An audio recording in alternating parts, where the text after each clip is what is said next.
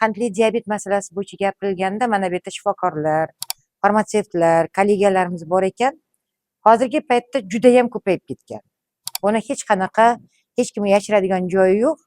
Sababi bizda hozir stress juda ham ko'p hayotimizda.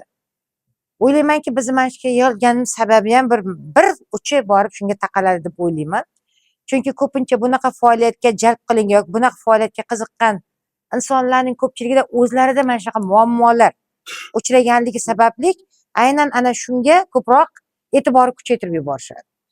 Aytaylik, oilasidan kimdir yoki yaqinlaridan kimdir mana najot topolmaganligi yoki masalan o'sha qiynalayotganligi sababli mana shu narsani tagiga ildizini yechimini topish maqsadida har joyga o'zlarini uradilar va kelib mana shu kompaniyalarda katta ishlarni amalga oshirishga bu sababchi bo'lishi mumkin. Qandli diabet kasalligini hammalaringiz yaxshi bilasizlar. Bugungi kunda bu me'da osti bezi faoliyati bilan bog'liq bo'lgan kasallik.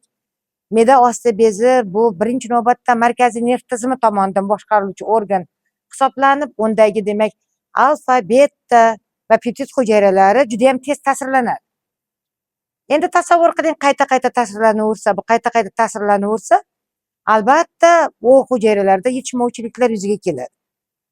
Xo'p, endi eng qizig'i shundaki, oshqozon me'da osti bezini agar meni o'zim jigardan ikkinchi o'ringa qo'ygan bo'lardim. Nimaga jigardan ikkinchi o'ringa deb aytayotganimga sabab bor. Jigardagi 100 dan ortiq fermentlarni hech kim hech qachon yaratib bera olmaydi.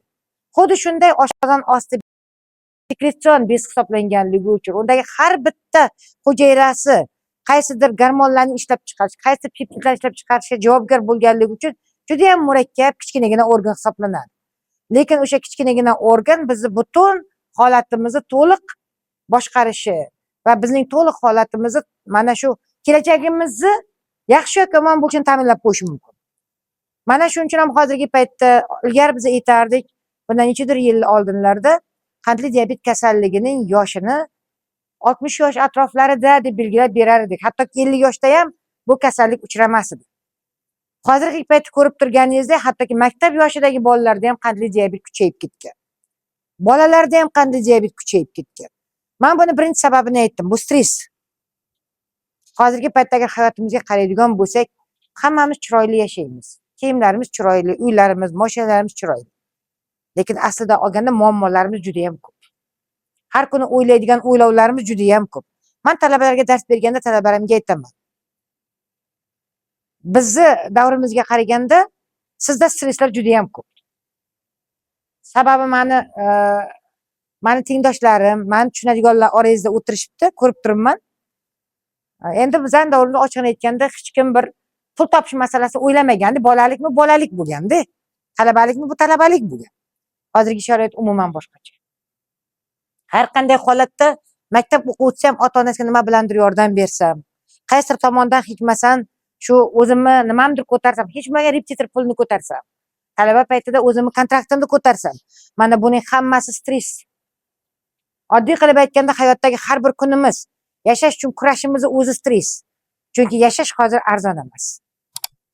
Bu hech kimga sir emas. Ana o'shandagi holatdagi mana ko'rib turganingizdek, 2025-yilgi demak diabet atlas ma'lumotlariga ko'ra, mana 20-79 yosh atrofini oladigan bo'lsak, 11% yoki har 9 kishidan bir nafar diabet kasalligi bilan yashayapti bugungi kunda. Bu agar siz bilan biz shu yerda agar 50 ta taxmin bo'yicha inson o'tiradigan bo'lsak, tasavvur qiling, shu yerdan 4 ta 5 ta inson qandli diabet degani bu. Bu aytishga oson, lekin bunday olganingizda bu juda ham xatarli narsa. Bu degani 4 ta 5 ta odam butun umr mana shu kasallikdan yo tuzalib ketadi, yo tuzalib keta olmaydi. Endi tuzalib keta olmasligi albatta uning formalariga, shakllariga bog'liq. Men sizlarga hozir patologik fiziologiya bo'yicha yoki fiziologiya bo'yicha ma'ruza o'qishga kelganim yo'q. Lekin bitta narsasi borki, har bitta narsaning kelib chiqish sababini bilmasdan turib, afsuski u kasallik kelib chiqishini biz tushuntirib bera olmaymiz. Shuning uchun sizga ma'ruza hozir qisman bir qanaqadir bir talabalarga yo'naltirilgan yoki masalan boshqa nima yo'naltirilganga o'xshab tuyulishi mumkindir. Lekin bizning maqsadimiz bu emas. Bizning maqsadimiz sizlarga mana shu kasallikning qay darajada og'irligini va uning davolash farmakoterapiyasi juda ham murakkabligini tushuntirib bermoqchiman xolos. Haqiqatda davolash qiyin. Chunki boshqa bir kasalliklarni davolab yuborsangiz, u qaytarilmaydi. Shu bilan bemor bu kasallik xoli bo'ladi. Afsuski bugungi siz bilan biz davolamoqchi bo'lgan kasallik bunday kasalliklar qatoriga kirmaydi. Yana qaytadan bir pasda glyukoza miqdori oshib ketsa, yana qaytadan qandli diabet kasalligi paydo bo'laveradi. Uni har doim me'yorda ushlash esa juda ham katta talablarni qo'yadi bemorga, insonga. Bu talablarni bajarishi deyarli har doim na sharoitimiz yoki masalan ehtiyojimiz yoki masalan aytaylik unga nisbatan nimamiz dedi. Qayta davolavergan insonga borib joniga tekkandan keyin davolanmay qo'yadi. Albatta bu uning sarf xarajatlari cho'ntagiga ham borib taqaladi. Mana shunday holatlarda hisobga olgan holatda oshqozondan osti bezi bilasizlar endokrin va egzokrin qismlardan iborat ekan. Endokrin deganda ichki qism, egzokrin deganda demak uni baholab beruvchi tashqi qismlardan iborat ekan. Egzokrin qismda ko'rib turgan alveolar naysimon tuzilishga ega bo'lib, biriktirish to'qima bilan bog'langan holatda bo'ladi va bir qancha bo'lakchalar, dolkalar deymiz, ulardan tashkil topgan bo'ladi. Endi nimasiga men e'tibor qildirmoqchiman sizni? Mana shundan agar ko'rayotgan bo'lsangiz, 570-700 millilitr oshqozon osti bezi shirash ishlab chiqarilar ekan bir kunda. 700 millilitr. Oshqozon shirash ajralib chiqmasa nima bo'ladi degan savol birinchi navbatda kelib chiqadi. Oshqozon shirash ajralib chiqmasa, biz hozir aytayotgan siz bilan birga glyukoza ham boshqa narsa parchalanish to'liq buziladi. Hattoki kundalik ovqatimiz ham to'liq parchalanmaydi. Bizning ovqatimizda hamma narsa bor tarkibida. Demak, uni parchalanmagandan keyin qonda ular ortiqcha mahsulot sifatida yig'ila boshlaydi va biz kutilmagan qandaydir holatlarga sababchi bo'lar ekan. Endokrin qismida esa men ko'rdim, bu yerda fermentlar bilasizlar, amilaza yoki masalan glikozidaza, galaktaza, lipolitik substansiya, lipozani boshqa fermentlar borki, bular demak o'sha fermentlar natijasida birinchi navbatda yog'larni parchalovchi. Qandli diabetning ikki xil turi bor, sizlar bilasizlar. Bir paytlarda bemor o'ta ozib ketadi, ikkinchi holat o'ta semirib ketadi. Men nima demoqchiman? Demak, bemorning ozib ketishi, semirib ketishi mana xuddi mana shu fermentlarning faolligiga to'g'ridan to'g'ri bog'liq ekan.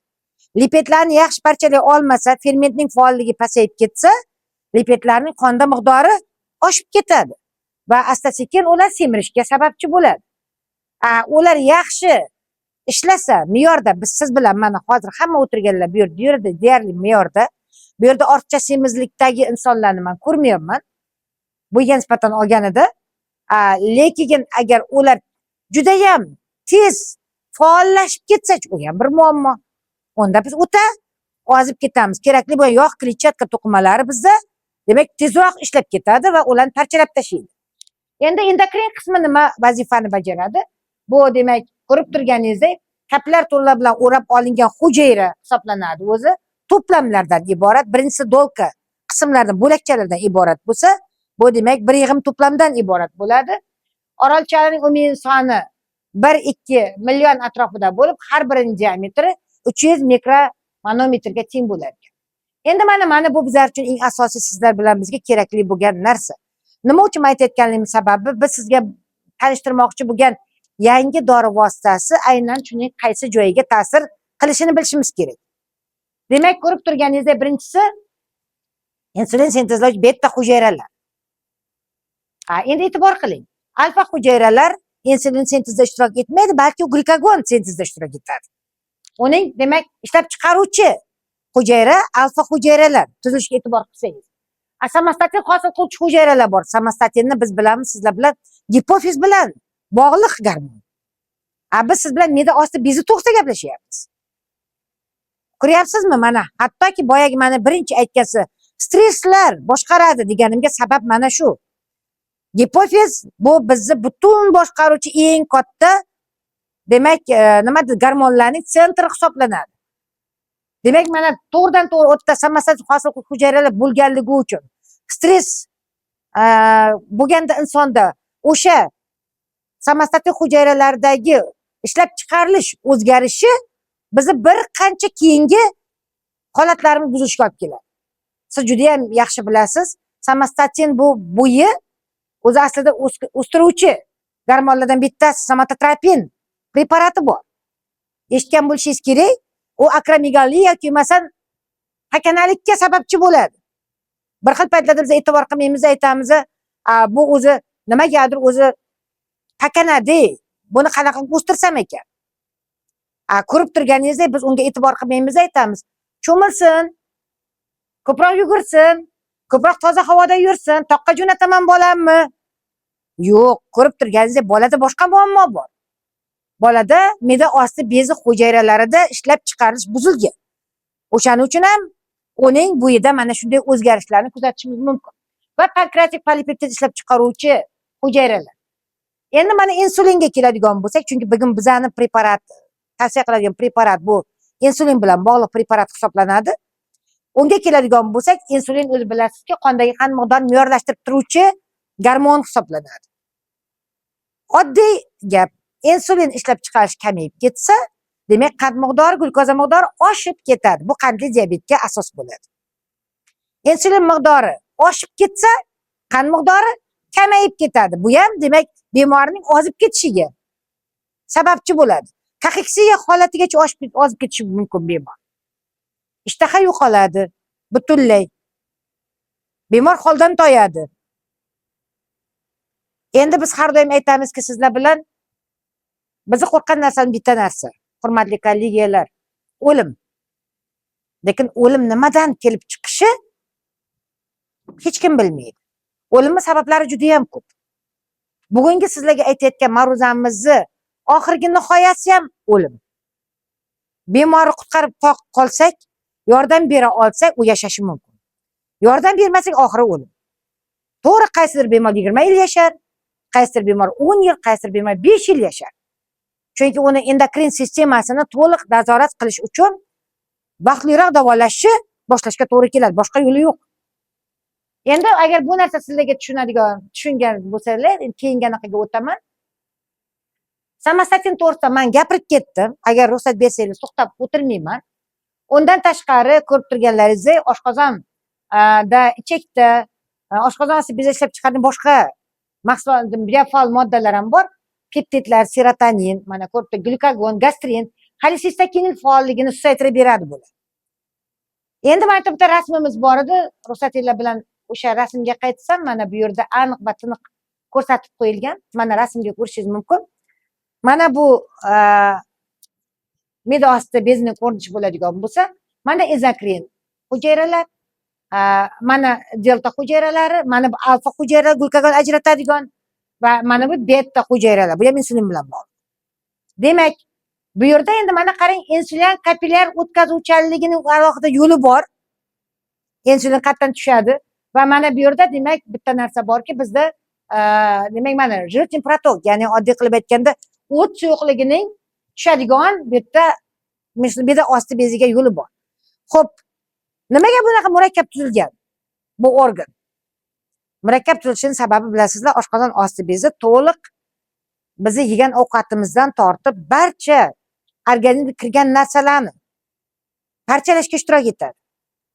Xo'p, qonda agar parchalanish yaxshi bo'lmasa, qonda uning miqdori oshib ketsa, bu mahsulotlar, bu biofaol moddalar har bittasi zararli ta'sir ko'rsatadi. Har bitta, bu faqatgina insulin emas yoki glukagon emas. Faqatgina bugun siz bilan bizni mavzumiz qandli diabet bo'lganligi uchun men shularga to'xtayapman xolos. Endi mana marhamat, keyingi anaqaga o'tadigan bo'lsak agar, kasallik rivoji asos sabablari nimadan iborat? Qisman siz bilan kirish qismida men gapirib ketdim. Sizlarga birinchi navbatda bu irsiyat. Bilasizlar, afsuski qandli diabet kasalligi irsiy kasallik hisoblanadi, nasldan naslga o'tadi. Hozir bitta narsadan men juda ham xursandman. Endi to'g'ri, men lektor, professor sifatida ko'p hayotiy masalalar bilan bog'lab ketishni yaxshi ko'raman-da. O'shaning uchun ham mana qarangki, hozir mana qizlarimiz, yigitlarimiz turmush qurishda to'liq med ko'rikdan o'tishga majburlar. Bu juda ham yaxshi narsa. Biz vaqtimizda bu narsalar bo'lmagan. Hozir demak to'liq qilib aytganda, o'zining irsini, naslini saqlab qolish imkoniyatlari yaratilib berildi. Agar aytaylik, mana shu kasallik bo'ladigan bo'lsa, chiqadi u. Turmush qurish qilmasliksa, ana o'zlari o'ylab ko'rsin, chunki bolalarning tug'ilish ehtimolligi bor. Mana qandli diabet kasalligi bilan. Endi ikkinchisi semizlik. Ko'rib turganingizdek, ortiqcha vazn ikkinchi turdagi diabet shakllanishi olib keladi. Ikkinchi turdagi, birinchi turdagi farqini sizlarga tushuntirib beraman. Shunda osonroq bo'ladi. Birinchi turdagi qandli diabet turi bu faqat insulin bilan bog'liq, insulin zavismi turi. Bunda siz o'rinbosar terapiyadan foydalanasiz, boshqa yo'li yo'q. Ya'ni aytaylik, insulinni yetishmayotgan insulin tashqaridan qabul qilishga majbursiz. Bilasiz, insulin o'zining shpritsida chiqariladi. Ana shu insulin demak inyeksiya qilinadi. Buni boshqa yo'li yo'q, birinchi tipida. Ikkinchi tipli qandli diabetda bu yerda insulinning ishlab chiqarilishini majburlash kerak. Dori vositalari ta'sirida. Bu yerda o'zining bir qancha guruh dorilari bor. Shundan birinchi chiqqanlar buganitlar hisoblanadi. Demak, ular metformin orqali ta'sir qiladi. Nima qiladi ular? O'sha insulin ishlab chiqaradigan hujayralarni ishlashga majbur qiladi. Oddiy qilib aytganda. Endi savol paydo bo'ladi. Qaysi bir tur bizga ma'qul? Albatta ikkinchi tur. Nimaga? Misol uchun mana hammangiz bu yerda otasiz, onasiz. Aytaylik mana farzandingizni agar e'tiborsiz qoldirsangiz, farzandingiz har doim faqat uxlab, o'zining kuni bilan yashasa, u keyin uni mehnatga o'rgata olmaysiz. Ya'ni u shunga o'rganib moyillik hosil bo'lib qoladi. Xuddi shunday hujayralarni ishlashga majbur qilmasak, tashqaridan faqat insulinni beraversa, hujayra ishlamay qo'yadi. U o'zidan endokrin holat ishlab chiqarishga harakat qilmay qo'yadi. Natijada insulin yetishmovchilik birinchi qandli diabet hosil bo'ladi. Bu nima uchun men aytmoqchiman? Demak ekanki, biz ikkinchi qandli diabet turini aniqlaganimizda tezkorlik bilan davolash boshlashni aytishimiz kerak bo'ladi bemorlarga. Bo'lmasa u tabiiyki birinchi tipga aylanadi qanchadir vaqtdan keyin. Bu nimaga olib keladi? Bu nogironlikka olib keladi. Men balki qo'polroq ishlatgandirman, lekin bu bor gap. Butun umr inson o'zining ehtiyojlarini tiyilib yashashga olib keladi. Bu xohlang jigar kasalliklarida bo'lsin, xohlang bu hozir qandli diabet kasalligida, xohlang bu yurak kasal, farqi yo'q. Biz buni tirik inson nogironligi deb atashimiz mumkin. Inson yashaydimi, o'zini hamma narsani cheklab yashash kerak emas-da, to'g'rimi? Hayot shuning uchun ham hayotdir. Lekin afsuski bu odamlarda to'liq siz bilan sog'lom hayotda yashayotgan insonlar kabi yashash undan keyin mumkin bo'lmay qoladi. Ko'p narsalar uni cheklashga to'g'ri keladi. Endi undan tashqari mana demak boshqa bir kasalliklar bor ekanki, insulin ishlab chiqarishga mas'ul bo'lgan beta hujayralarni shikastlanishiga sababchi bo'ladi. Beta hujayra shikastlangandan keyin insulin ajralishi yana buziladi. Ko'ryapsizmi? Bu demak ta'sir qiluvchi omil sifatida qarashimiz mumkin. Bular nima? Pankreatit. Ya'ni me'da osti bezi qavatini yallig'lanish kasalligi.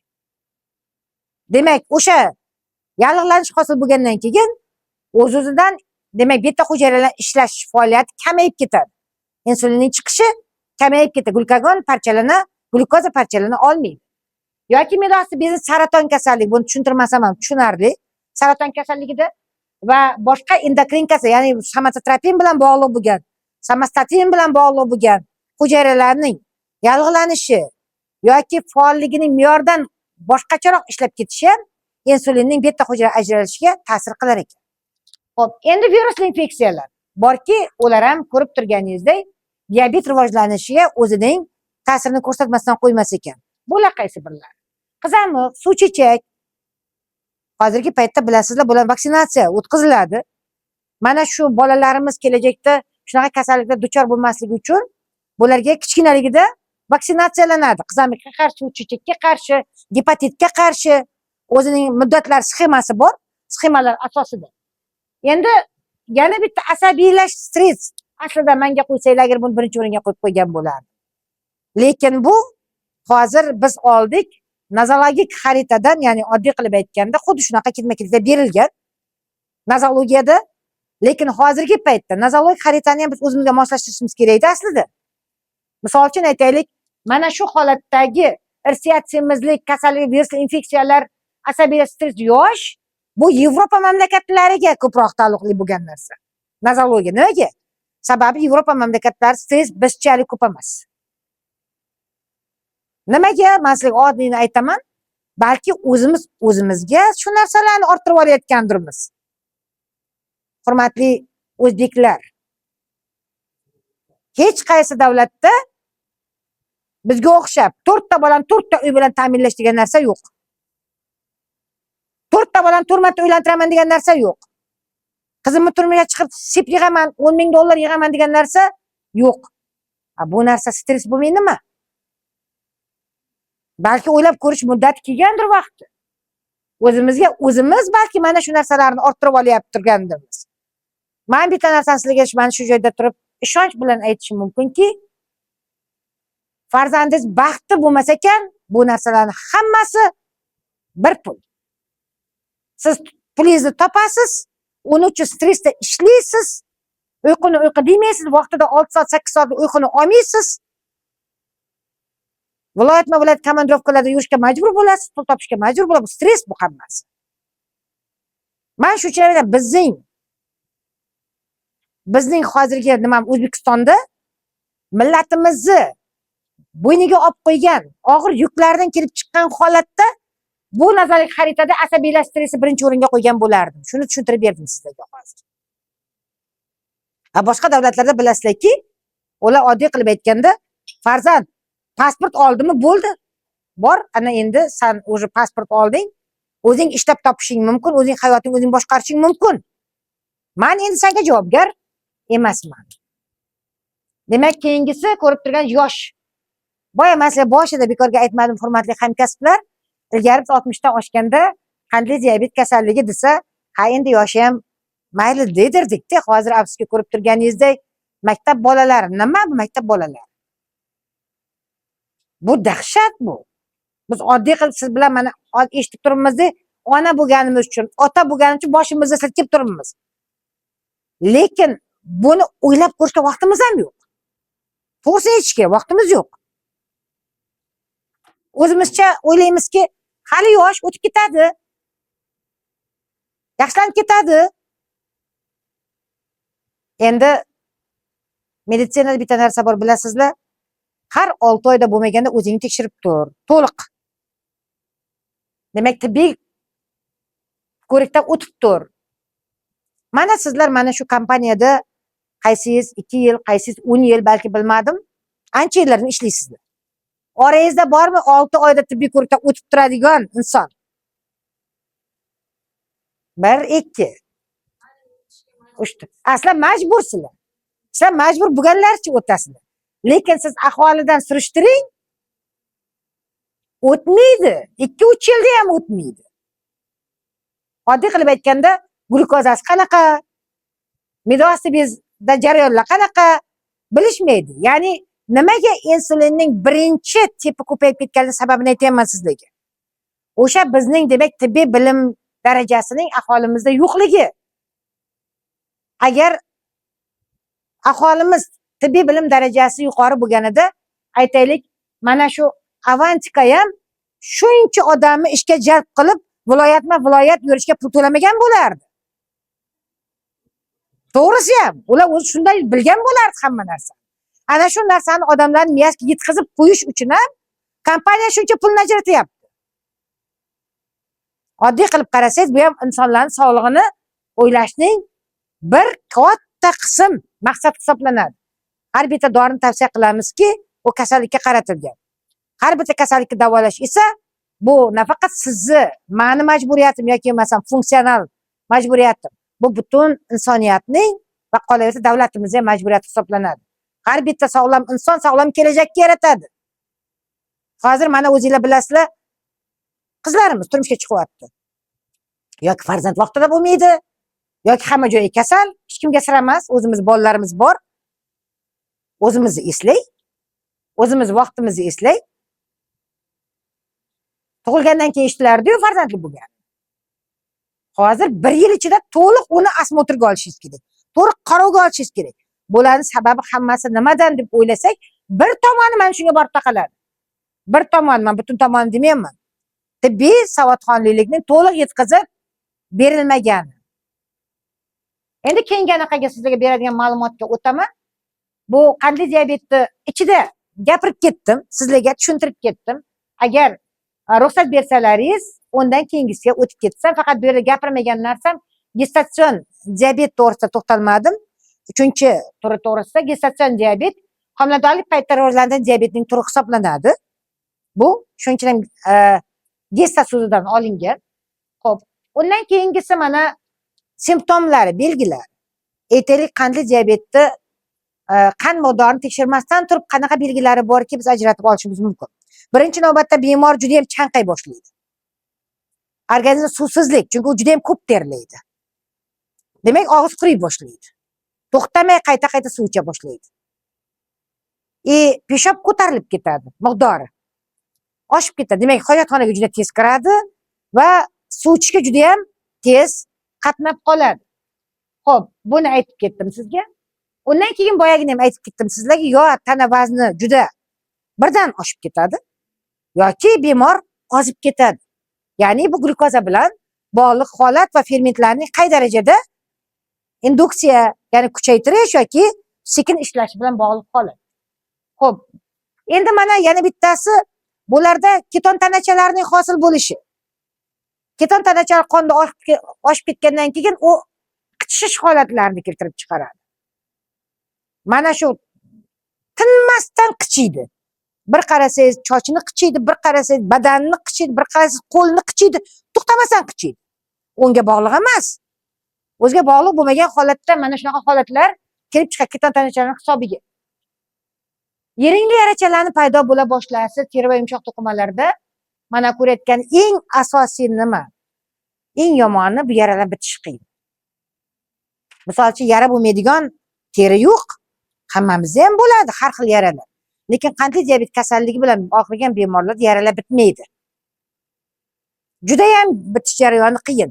Bu degani, demak, u yerda yaralar yana ko'payib ketaveradi, jarohatlanish oyoqlarda ko'payib yeringli holatlarga olib keladi. Bu esa qonga toksinlarning o'tib ketishiga sababchi bo'ladi. Keyingisi mana buni aytib ketdim, haddan tashqari terlaydi, shuning uchun ham ko'p suv ichadi ular. Suvni tashqariga chiqarib yuborganligi uchun. Endi siz bilan orqaga qaytaman, doriga kelamiz, navbat. Xo'p, mana ko'rib turganingizdek, bugungi sizlarga tanishtirmoqchi bo'lgan dorimiz mitliptin hisoblanadi. Mitliptin mana demak tabletka holati 28 tadan lekin qobiqli o'ralgan. Mana shu qobiqli o'ralgan degan joyga ozginagina sizlarga tushuncha berib ketmoqchiman. Tabletkalar ikki xil bo'ladi. Qobiqli va qobiqsiz tabletkalar. Bizda shu paytgacha, ya'ni oddiy qilib aytganda, chegaralar ochilmagunicha faqat biz tabletkalardan foydalanganmiz har doim. Chunki chetlardan dorilar kirib kelmagan, bizda bor yo'q bittagina zavod ishlagan. Bu nima Miroboddagi Islombekov zavodi. O'sha Islombekov zavodi nimani chiqarsa, o'sha narsani tarqatilgan butun davlatga. Chunki dorilar boshqaga kiritish mumkin bo'lmagan va unga yo'l ham bo'lmagan. O'shaning uchun ham Islombekov tabletkalarni chiqaruvchi kompensatsiyalangan apparatlari bor edi. Men ko'p kirganman u yerga, Islombekovga. Shuning uchun ham bular faqat tabletkalar chiqarilgan. Qobiqli tabletkalar juda ham kam chiqarilgan. Endi sizlarga farmakolog sifatida men ikkalasining farqini tushuntirib beraman. Demak, tabletkalar me'da shilliq qavatini qitiqlaydi. Me'da shilliq qavatini qitiqlashi natijasida gipersekretsiyani deymiz biz, xlorid kislotaning, me'dadan chiralar ajralishini kuchaytirib beradigan tabletkalarimiz borki, ular bora yara chaqiradi. Qobiqli tabletkalar mana shu narsalardan nima qilingan, demak, avaylangan. Qobig'i me'da shilliq qavatini qitiqlanishga yo'l bermaydi. Mana shu tomondan mitliptinning qobiqli tabletka sifatida chiqarilganligi bu buning birinchi plyus hisoblanadi. Hali samarasiga kelmasdan turib. Endi sizlarga ikkinchi buning anaqasi aytaman. Buni ikkinchi anaqasi 50 va 100 ming milligramda chiqarilganligi. Nimaga buni aytayotganim sababi bor. Bizda terapevtik diapazon degan narsa bor farmakologiyada. Terapevtik diapazon deganda biz dori vositasini ta'sir etish terapevtik dozasidan, to'g'rirog'ini aytganda maksimal terapevtik dozadan, maksimal terapevtik doza degan nimani tushunamiz? Maksimal terapevtik doza demak, aytaylik, sut ichida dozaga o'xshab ketadi, bir kunlik dozaga. Siz bir kunda dorini qancha miqdorgacha berishingiz mumkin. Ko'p tabletkalarda 2 milligram 2 grammni tashkil qiladi. Agar 500 milligramdan desak, 4 tagacha berishimiz mumkin. Demak, mana shundan to nojo'ya ta'sirlar chiqquncha bo'lgan oraliq terapevtik diapazon deb qabul qilingan. Agar dori vositasining terapevtik diapazoni qancha keng bo'lsa, uni kursovaya dozasi, ya'ni davolovchi kurs dozasi shuncha uzoq bo'ladi. Biz siz bilan bemalol 6 oygacha, 5 oygacha dorini tavsiya qilishimiz mumkin. Agar terapevtik diapazon qisqa bo'lsa, biz dorini aytaylik 10 kun, 1 hafta, 4 kungacha tavsiya qilishimiz mumkin. Uning demak dozalarining kengligiga qarab. Mana bu yerda e'tibor qiling, 50-1000 milligram taxminan oralig'ini ko'ring. Terapevtik diapazoni juda ham katta. Dorini bemalol qanday diabetni kurs lecheniyasini demak taxminim bo'yicha hozir men uni anaqasiga e'tibor qilmadim to'g'risi. Meni fikrim bo'yicha 3 oy 4 oygacha bemalol ichish mumkin bemor. Unga hech qanaqa nojo'ya ta'sir ko'rsatmaydi. Lekin biza tavsiya qilayotgan dorilarning aytaylik bigonitlar guruhiga kiruvchi metforminlarning terapevtik doza diapazoni qisqa. Bunaqa keng emas. Mana bu ikkinchi yaxshi tomon. Uchinchi yaxshi tomon e'tibor qiladigan biz tarkibi. Metforminning aynan o'zi vildagliptin bilan birga qo'shilgan. Ya'ni oddiy qilib aytganda zamonaviy dori vositasi.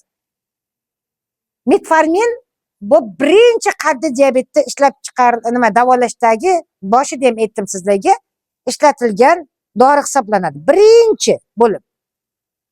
Endi bu yerda hozir yana bitta narsani sizga aytishim kerakki, boyamasga ikkiga bo'ldim davolashda.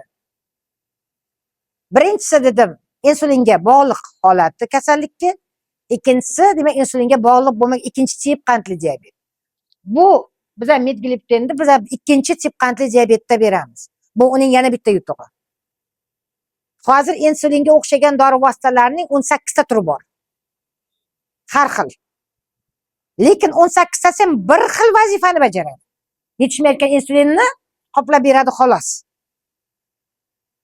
Mana bu yerdagi ikkita dori vositasining qo'shilishi vildagliptin. Bu ikkinchi guruh dori vositasi, metformin ham ikkinchi guruh, bigonitlarga kiradi. Lekin eng qizig'i shundaki, ikkalasi bir-biriga men yetarli darajada ko'rib chiqdim anaqalarni. Bir-biriga ikkalasi potensirlovchi ta'sir ko'rsatyapti bu yerda. Summatsiyadan ta'sir ko'rsatyapti. Nima degani bu? Dori vositasi agar siz vildagliptinning o'zini bersangiz va metformin o'zini alohida bersangiz, ikkalasini qo'shgan ta'siri yuzaga chiqmayapti. Ikkalasini birga berganingiz va ta'sirlar kuchi oshib, farmakodinamik samaradorligi 2 baravarga kuchayyapti. Buni biz summatsiyalanish deymiz. Ya'ni dori vositasining bir-biriga qo'shib, uning ta'sir kuchini oshirib berish. Oddiy qilib aytganda, bu dori vositasi hozir beta hujayralar, Langerhans orochali joy beta hujayralarni ishlashini qitiqlab kuchaytirib beradi. Natijada insulinning ajralishi oshadi. Insulin oshgandan keyin demak qondagi qandni u parchalab yuboradi. Qandli diabet asoratlari yo'qotiladi. Nima demoqchiman?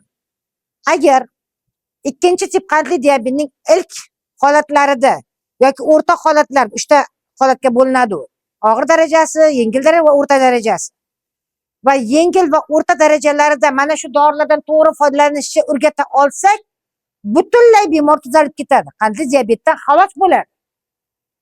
Chunki biz nima qilyapmiz? Biz organizm o'zini ishlab chiqarishga majbur qilyapmiz. Bitta hujayralar ishlab chiqarish majbur bo'lgandan keyin uning yoniga alfa hujayralar ham ishga tushadi, peptidlar ham ishga tushadi. Asta-sekin me'da ostining bezi me'yoriy holatga yaqinlasha boradi. Shuning uchun ham meni bu sizlarga bu dori vositasini tushuntirib berishga birinchi navbatda rozilik berganligimga sababim, men buni kelajagini ko'ryapman.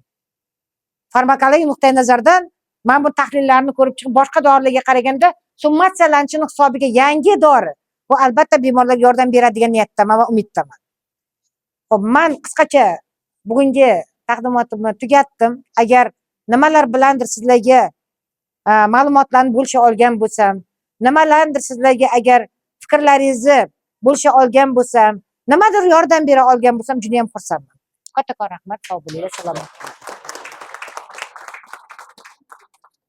Avvalambor birinchi savolingizga javob bera olaman, ikkinchi savolga javob bera olmayman.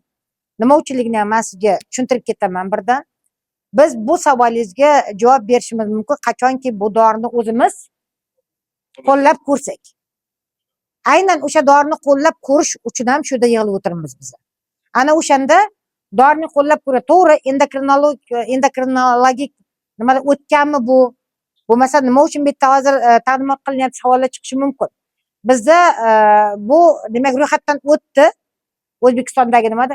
Lekin bitta narsani men sizlarga aytaman. Uni juda ham yaxshi bilasizlar. Bu dori Hindistondan kirib kelyapti bizga. Pokistondan, uzr. Pokistondan kirib kelyapti bizga. Bu degani nima degani? Har bitta regionning o'zining individual xarakteristikasi bor-da. Misol uchun aytaylik, Pokistonning iqlimi yoki Pokistondagi individual dorining anaqalari bilan O'zbekistonniki farq qiladi. O'shaning uchun ham bularni bu yoqqa kirgizgandan keyin aynan shu bemorlarda berib, ulardagi holatlardan keyin unga to'liq javob to'liq olinadi. Chunki bu bizda hali klinikalarga tarqatilgani yo'q. Endi siz bilan biz mana shu narsani amalga oshirishimiz kerak va ana o'shanda bemorlarda, masalan aytaylik, bu o'zi aslida men oddiy qilib farmakologik sifatida aytishim mumkin. Dorini dozasi bir kunda bir marta beriladi. Sahrli diabetdagi dori 2 marta hech qachon taklif qilinmaydi. Bir martadan ichishga tavsiya qilinadi. Asosiy masala bizda diapazonda. Diapazon, ya'ni ko'rsatmaya doza qanchagacha bo'lishi mumkin. Ko'rsatmaya doza qanchagacha bo'lishi mumkin. Pokistondagidan biz farq qiladimi yoki yo'qmi? Sizlar bilan xudo xolasa bularni tavsiya qilib boshlaganda agar birga bir chiqadigan bo'lsa biz yutug'imiz. Chunki aytaylik, misol uchun Pokistonning yashash sharoiti u yoqda bilasizlar tog'lik. Ob-havo boshqa, harorat boshqa. Biz buni xronofarmakologiya deymiz.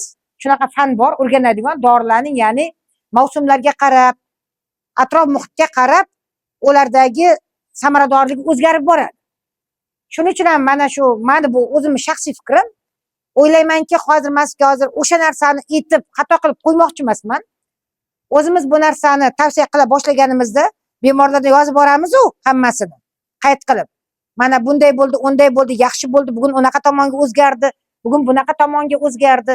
Mana dorini shu 3 oy 4 oy mobaynida berganimizda agar aytaylik o'rtacha plus minus m deb gapiramiz biz buni, ya'ni xatolik darajasi.